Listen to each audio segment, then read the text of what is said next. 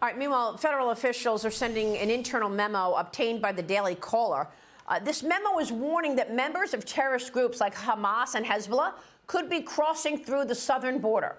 Okay, this is an exclusive from the Daily Caller. They got their hands on the memo that the feds are warning. Customs and Border Protection sources telling Fox in the first 13 days of October, agents encountered more than 30 Iranians, nearly 60 Syrians, more than 2,000 Chinese nationals.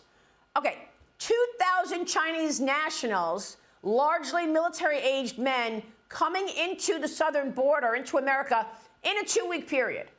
Okay, this is just 13 days. President Biden is requesting $14 billion from Congress for the border, he claims.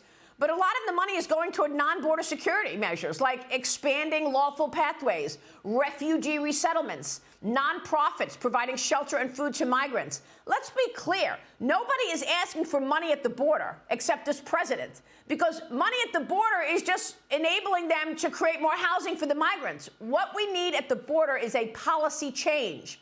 Joe Biden overturned all Donald Trump's policies. Joining us right now is former Arkansas governor and presidential candidate Mike Huckabee. Mike, it's great to see you this morning. Your reaction to what this president is asking for: he wants a total of $105 billion. He's tying all the money together, some money to Israel, the bulk of it going to Ukraine, and then he's talking about this $14 billion that he wants to send to the border.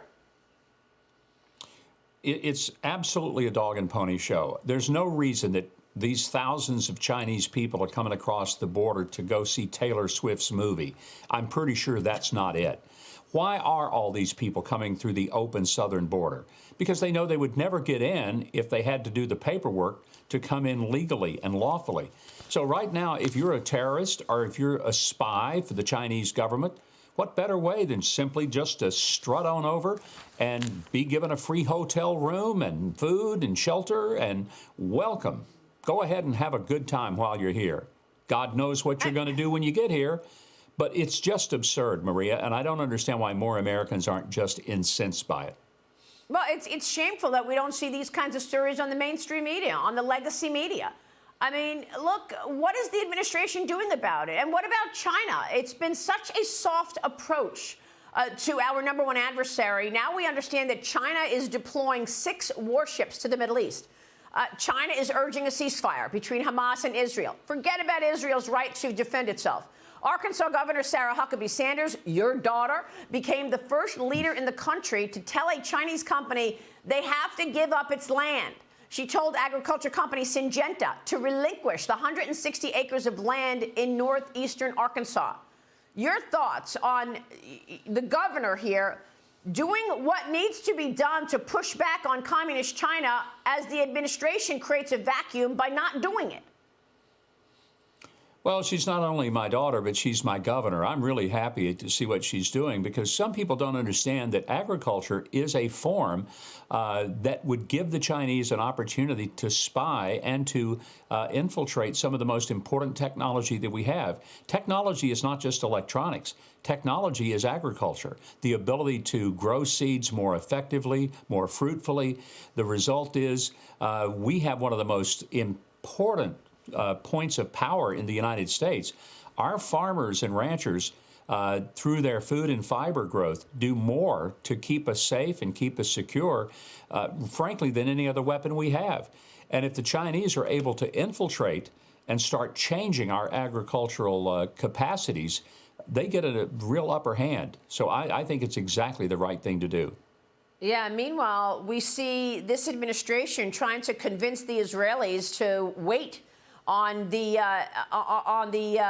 Gaza plan to go into Gaza and wipe out Hamas. Your thoughts on what the administration is telling Israel? Was that the reason Joe Biden traveled to Israel? Not sure why he went. I hope that his words were sincere. They were strong, and I appreciate that. And so have Anthony Blinken's words been strong. But if they're telling them something behind the scenes differently than what they've told the world publicly, then there's a problem. But what we need to tell Israel is do what you have to do to protect yourself and your citizens. Don't let us influence you. And I just believe that the entire world needs to recognize that what Hamas did was genocide. This was absolutely barbaric actions. And there can be no, let's sit and wait and see if they're going to change. They're not. Destroy them, get rid of them now. If you don't, they only get stronger and they get meaner, and then other groups around the world decide to mimic that kind of absolutely barbarian behavior. I mean, looking at this administration and its response to so much, and then layering on top of that all this money that Joe Biden's family has accepted from foreigners, foreign companies tied to the Communist Party of China, it's just beyond. It's incredible. House Oversight Committee Chairman James Comer has revealed a $200,000 check, which was sent directly to Joe Biden from his brother James and his sister-in-law Sarah. This payment happening on the very same day that James and Sarah received a $200,000 wire from AmeriCorps. This is a rural hospital operator, Congressman. Don't forget that the chairman of CEFC China had just been detained for corruption in China, yet Hunter and Jim were focused on how to alter documents to keep paying themselves the remaining millions of money left in the bank accounts. So Jim was still getting paid by the Chinese when he wrote that $200,000 check and sent it to Joe Biden. Your reaction? I think this is a compromised president. When you get that kind of money that really comes from the Communist Chinese Party through your family members, and you're being enriched by it, even if it happened when he was vice president or in the interim between being vice president and president. Either way, it means that the Chinese Communist Party has something on Joe, and one of the reasons that makes sense as to why he's so soft on China policy is because he knows that if they ever just decide to unleash all of the records that they have carefully kept, then it would be the end of his presidency, without a doubt. Yeah. Yeah, and so that's what we want to know. What does Beijing have on Joe Biden that has caused him to be so soft on our number one adversary? Let me just say that Congressman Eric Swalwell is already dismissing this bombshell of the $200,000 check going directly to Joe. He writes on X that this only proves Joe Biden generously loaned his family money, and they responsibly paid him back. Where Joe got the money, we don't know, since the salary of a vice president is what, about $150,000, $175,000? The salary of a senator is even lower than that. So how does he amass these millions to be lending everybody money in his family? I think the least credible person at all on anything involving China would be Eric Swalwell, the guy who dated a Chinese spy, for God's sake. How much more ridiculous can this get? But you know what's even more ridiculous is the fact that the general press in the country has no curiosity whatsoever, and it's intentional ignorance on their part that makes this even more dangerous. It would be bad enough that it happened. What makes it worse is that for the most part, the mainstream press simply looks the other way, and they show no intellectual curiosity whatsoever as to the possible damage that this does to the United States.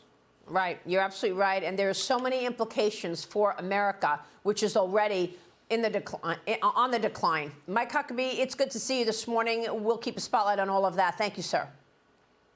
Thank you, Maria.